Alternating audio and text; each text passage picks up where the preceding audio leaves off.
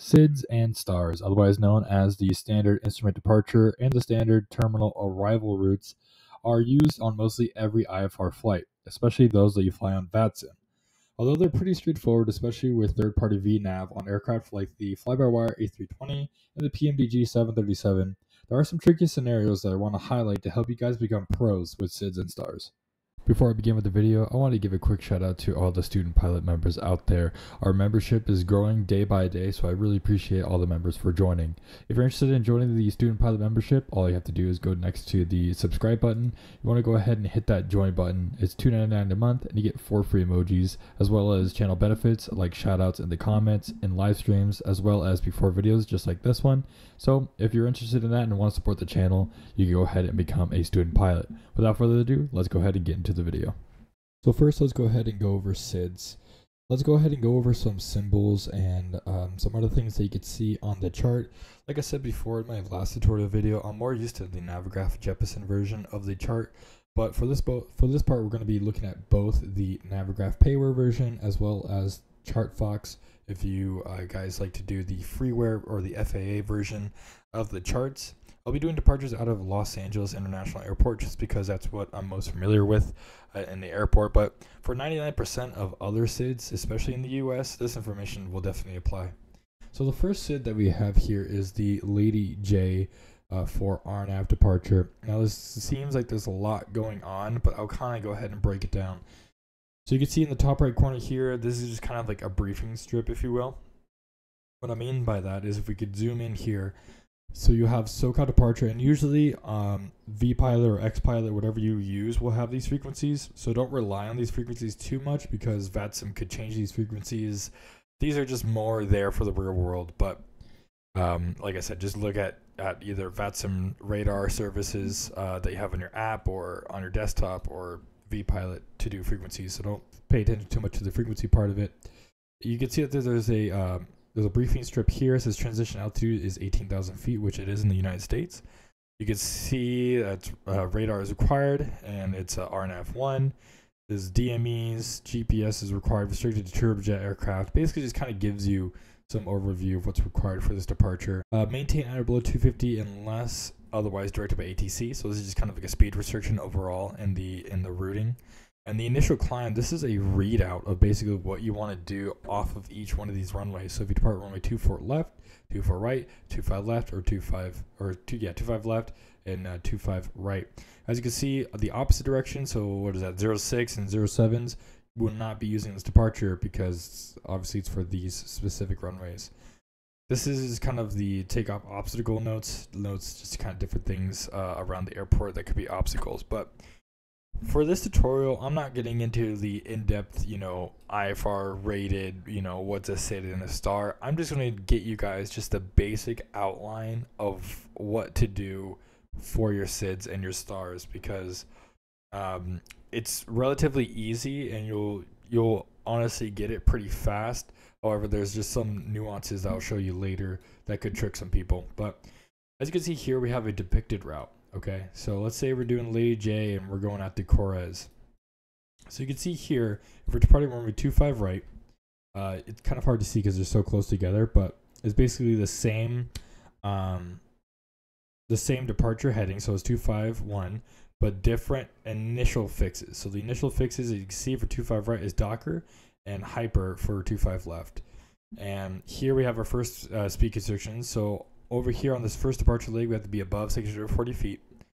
And RNAV Docker or Hyper is going to be 3,000 or below. Okay, 3,000 or below. So that's what that symbol means. That long line above the number means at or below 3,000.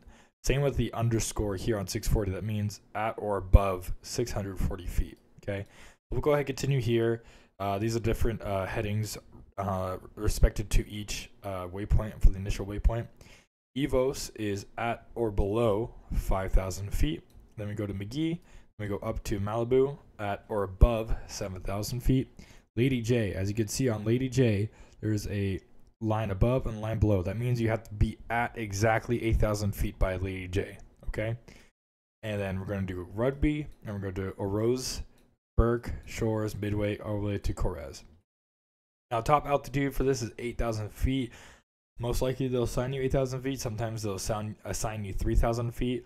Put the altitude in the autopilot, the one that is assigned to you by ATC. So in your clearance, if they tell you climb via the SID except maintain 8,000, you're going to put 8,000 in the autopilot. If they say climb via the SID except maintain 3,000, you're going to put 3,000 there. Basically what that does is the aircraft will climb to the speed the altitude and speed constrictions all the way up to that altitude. So for example, if we put in 8,000 feet for our top altitude, it'll follow the above 640, the below 3,000, the below 5,000, the above 7,000, all the way up to 8,000, but it won't climb any higher than 8,000, okay? Technically the same if you're offline and there's no ATC. If you put your cruising altitude for your top altitude and as well as your autopilot, it'll follow, most likely the VNAV will follow all these constrictions. And that's why for most people you're probably just like, oh, you just put on the autopilot and that's it for a sit and a start, right? Technically yes, right? So for a SID, you just put the top altitude, and most likely, depending on the aircraft, the VNAV should follow all these restrictions. But you should obviously cross-check that with the SID chart and make sure that what's programmed in your FMC is what you want to fly. That's the most crucial part about that, because you don't want to think that you're flying a certain way, but then your FMC is actually flying another way. Okay. So yeah, this is the Jeppesen chart for this. So let's go ahead and go over to ChartFox. As you can see, here is the FAA or the free version of this chart. So it has the same notes. As you can see, these notes are right here, are the same notes that were up here. So nothing has really changed. Okay. And you can go ahead and see here the same restrictions, right? The little underscore line, 640, hyper and Docker. You can see that they're below 3,000, and EVOS is below 5,000. McGee above 7,000. So it has the same look to it. Okay, and here's all the frequencies. You don't really have to worry about this on VATSIM. Again, top altitude 8,000 feet. Top altitude 8,000 feet. So it gives you the same information. So never feel like you're missing out if you don't have a Navigraph subscription or anything like that. It gives you the same information, just shows it to you in different ways. So yeah, so basically just the same route that you have here, all the different waypoints, all the different constrictions. Just this chart and this chart too kind of gives you each heading that you're supposed to be at for each waypoint. Gives you that here. So all the same information. And if you notice on the left here, it says Lady J4 RNF continued. Basically what this is a bigger version of this. So on the Jeppesen chart, it literally gives you each runway, what you're supposed to do in writing. Okay, so off 25 right, you're supposed to climb 251 to 640 feet, then climb direct across Docker at or below 3,000. Then on track 252 to cross EVOS at or below 5,000. Then track 252 to McGee. Then on track 319 to Malibu at or above 7,000. Then on track to 351 to cross Lady J at 8,000. So there you go. From Lady J on the transition, maintain 8,000. Expect filed altitude 5 minutes after departure. You could go ahead and see the same information here. On transition, maintain 8,000. Expect altitude at 5 minutes after departure. 25. Again, same information. So don't worry if you don't have Navigraph. It's okay. It shows you the same information. So that's just kind of the basics for a normal star. Like I said, this is kind of 99% of stars you'll see in the United States. But let me show you one that's a little bit tricky, and it might trick some people. Here is a quote-unquote tricky departure out of the same airport, Los Angeles International Airport, that I've seen ATC yell at pilots multiple times. It was funny. One time I was flying from LAX to I think Maui or something like that, and I think Tower Departure was online, and they were actually on Twitch, which is funny. And I kid you not, there was 4 departures in front of me. Four departures in front of me, all with the Orca 5 departure, and all 4 of them got the departure wrong. Now you might be saying, why did they get the departure wrong? Well, let me show you. So on this same thing, it has the routing, it has your verbiage of how you're supposed to depart. Now note the verbiage here. Okay, so let's say we're on 25 right, we're departing, because that's where we were when this situation happened, where ATC was just yelling at pilots for getting this wrong. 25 right, climb on heading 251 to 640 feet, then climb direct across Docker at above 3,000, Then on heading 236 or assigned by ATC, expect a left turn to cross Kepler at or above 10,000. So if we look over here, we still have RNAV Docker and all that, right? RNAV Docker Hipper, just like the other SID we were talking about. And it's at 236, and now we have these 4 arrows here.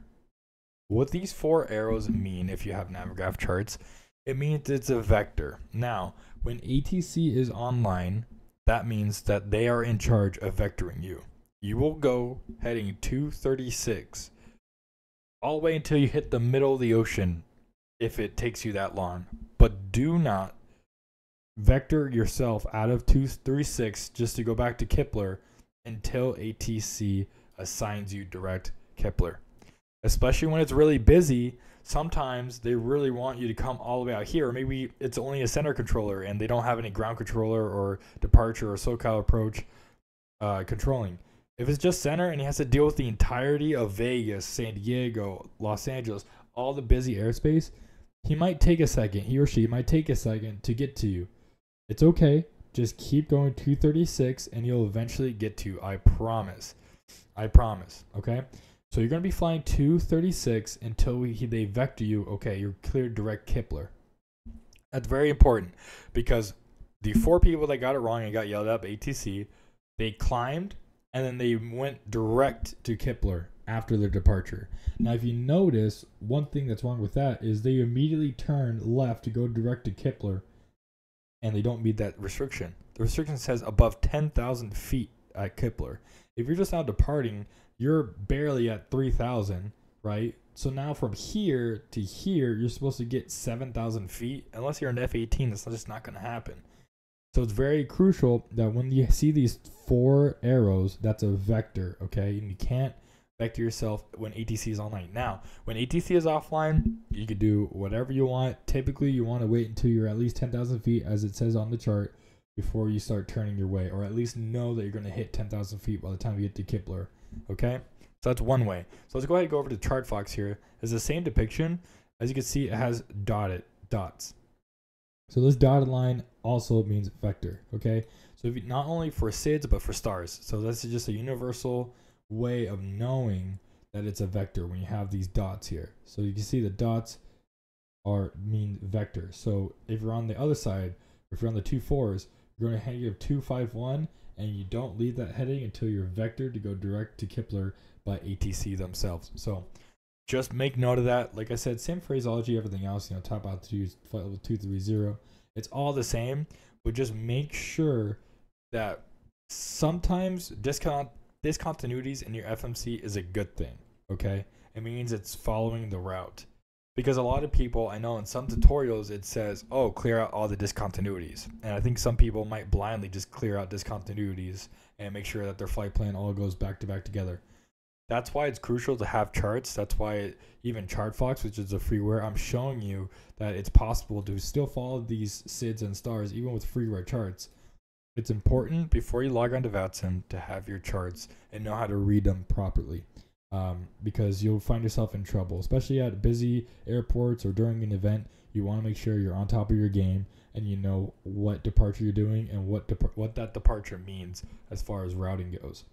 So make sure that when you see these dotted lines or these 4 arrows, you know that it's a vector and you want to keep that discontinuity. Again, we'll go into the sim in a little bit and kind of show you what the FMC should look like, but this is kind of one of the trickier airports when it comes to vectors and how to do the SID properly. So I just want to point out really quick, this is a star here. So this is the Bruin 2 star. You can go ahead and see on both sides. This is unusual for an arrival just because it's for runway 6 and runway 7. But just in case it does happen, you'll see at other airports too, not just Los Angeles, you'll see the 4 little triangles here, 4 little triangles here, or this is 3 because it's cut off, but that still means vectors, so you'll just keep following. In your FMC, the magenta line will go off into infinity. You just want to follow that magenta line, and here, ATC, if they're online, will vector you in for the approach.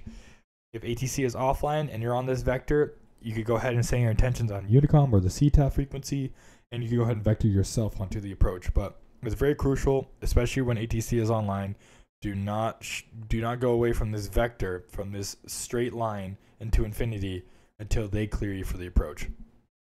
Now, vectors for the approach are not as common here in LAX, but they could be common in other airports. That's why I just want to show you that little clip of there being vectors even on a star.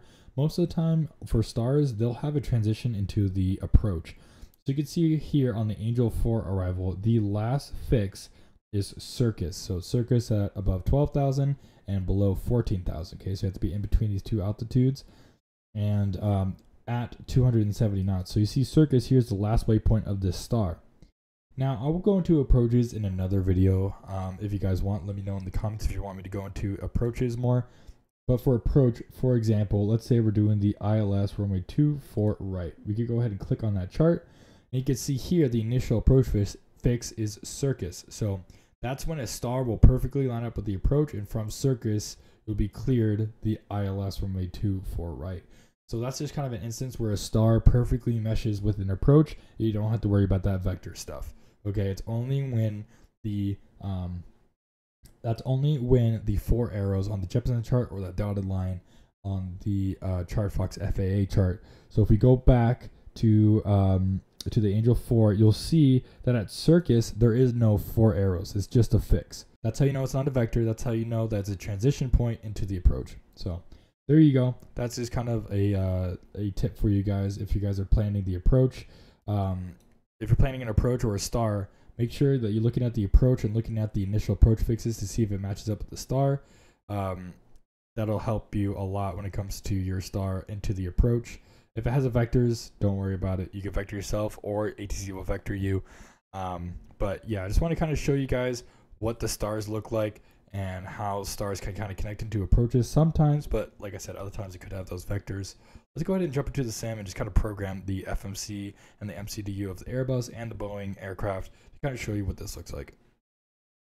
Okay, so here we are in the simulator. I'm going to be simulating a flight from Los Angeles to Las Vegas, Spirit Airlines flight 125. We are in the fly-by-wire A320, so I'll be demonstrating this in the fly-by-wire A320 and the PMDG 737, just because, especially with beginners, I feel like these are the most popular aircraft to fly on VATSIM. So we'll be demonstrating it first in the Airbus, and then I'll show you guys in the 737.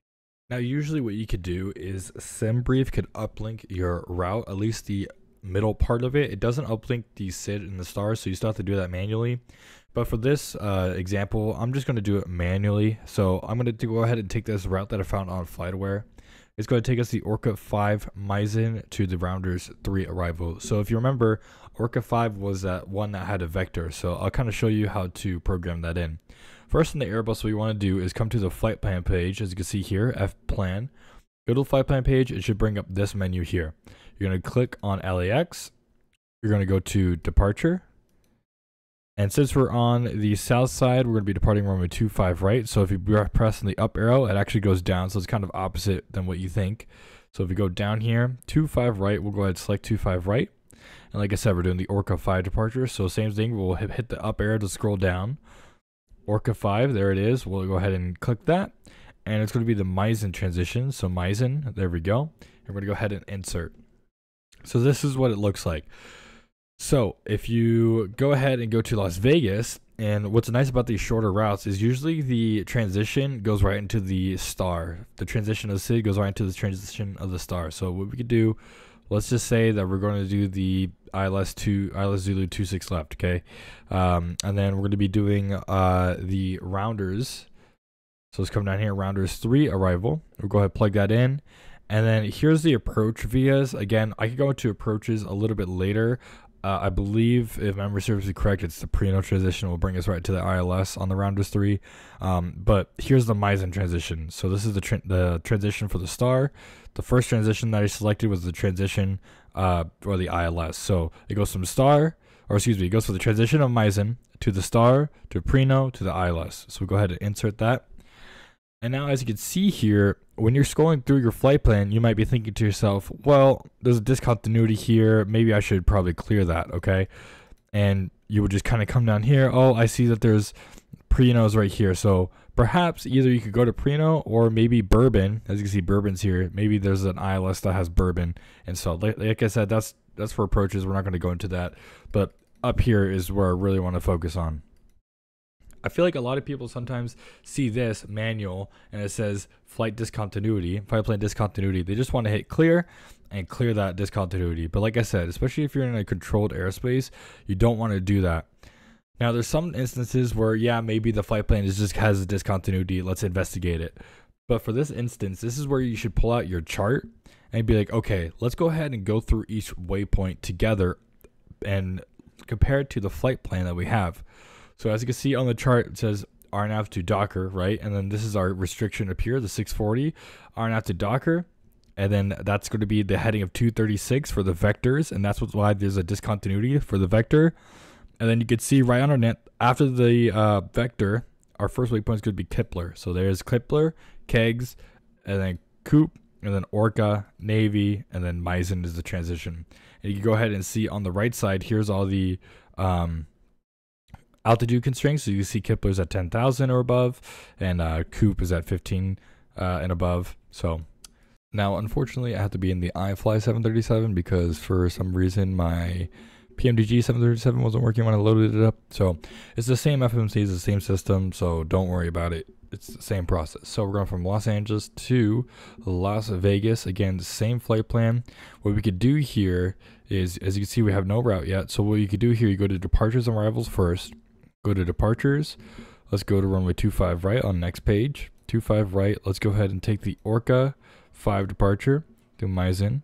And let's go departures arrivals because there's no middle. So if there's a middle route, like I said, say we had a couple fixes or airways, we would have to go here to next. And we have to input our fixes and airways here and then do an arrival. But since it's the same fix for the transition into the star, we could just go here, go to arrivals, and then we're going to go ahead and do the rounders too. And the Meisen, and we can go ahead and hit route, and we'll activate and we'll execute that. We'll come to the route page here. As you can see, there's a discontinuity here. So this is one of those discontinuities that you could fix yourself because you have a Meisen right here and a Meisen right here, but there's a discontinuity. What you could do is click this Meisen, click on that Meisen, and now that closes up that gap. And that's an example of a discontinuity that you would want to close, right? But this one up here, it doesn't say discontinuity, however, it says vector. That's because it's an ATC vector, and it knows that it's a vector. So you shouldn't go Clipper, and you shouldn't highlight this because that would destroy that vector. And right from Docker, you would turn left and go direct to Clipper, which is not what the star wants us to do. So it's the same thing in Airbus and Boeing, just putting it a little bit differently. And yeah, you could go ahead and check this in the legs page. So just like in the Airbus, you would pull up your chart and you go to the legs page for the Boeing aircraft, and you would just go next page, just kind of double check your waypoints, double check the constrictions here on the right. So as you can see, the restrictions are good here. We got 3,000, the B is below, and 10,000 is A above. So you can go ahead and just cross-check all the restrictions and all the fixes for your SID and your star within the FMC itself. So that's just kind of the Boeing way. I showed you the Airbus way. There's a couple of other SIDs that have vectors that I want to show you. They're usually in bigger airports. So we're going to take a look at Chicago, and we're going to take a look at Newark. The first one we're going to look at is the Chicago 8 departure. So the Chicago 8 departure is just purely radar vectors. So if you look at the arcs here, so it says within this first 5.5 DME arc from Gulf Charlie Oscar, you have to be at or above 3,000, and on this outer arc, you have to be at or above 4,000.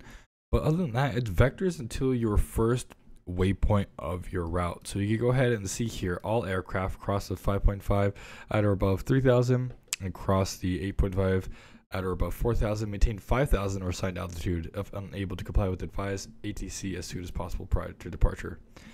So basically what you would do is they usually assign you a heading, and as long as you beat these speed constriction, or excuse me, this altitude constriction, you're fine. Basically you just follow the heading that they give you, and they're just going to vector you to EBAKE or to any of these other waypoints. So this is a full vector departure, and some airports do have this. So just keep in mind, a lot of FMCs don't even have a Chicago 8 departure in them, just because it's just purely vector. So it's just whatever heading that ATC gives you. If you're offline, you could obviously give yourself vectors, but if you're online, just go ahead and wait for ATC instructions for this particular SID. Here's another one that could be confusing. Here's a Liberty 5 departure out of Newark. You can kind of see here, it's nice to be able to take a look at the routing and stuff like that here on the right side. So for our particular route over here, so if you're departing from the north, you could go ahead and do these different climbs, and depending on that climb, you'd kind of come over and just kind of cross check it, like I said, with your FMC or your MCDU. And as you can see, these are all vectors. Okay, so these are all vectors, and this is the different climbs that you can see here. So for the turnback climb, if you're departing, you depart at 215, and for the turnback climb, you're going to climb on heading in 219 to 500, and then climb 215, and then you're just basically going to get vectored. Parkway climb, same thing as 239, and you're going to get vectored. So these are all vectors. So you just have to follow the initial parts, so that initial heading, but ATC will basically vector you. So if you ever see SIDs like this or stars like this, it just means that it's just ATC vectors, and if ATC is online, they'll go ahead and give you the vectors. If they're offline, that's okay. You could go ahead and vector yourself if you wish. I know this was only a quick overview of SIDs and stars, and I'm sure there's more complicated SIDs and stars in Europe or in Latin America or anywhere else in the world, but I just kind of want to give you guys the overview of how to read the charts and follow the procedures to the best of your ability, especially on the VATSIM network. So if you guys enjoyed, please make sure to leave a like. Make sure to comment down below what other videos you would want to see or what other questions you may have. Also, there's a link down in the description to join the Discord. Discord is the one way where I can have chats with all the viewers and get feedback from you guys and hang out with you guys. So if you guys are interested, make sure to join the Discord. Other than that, we'll be streaming a lot this week due to the Microsoft 2024 release. So hope to see you guys in the streams. Have a good one.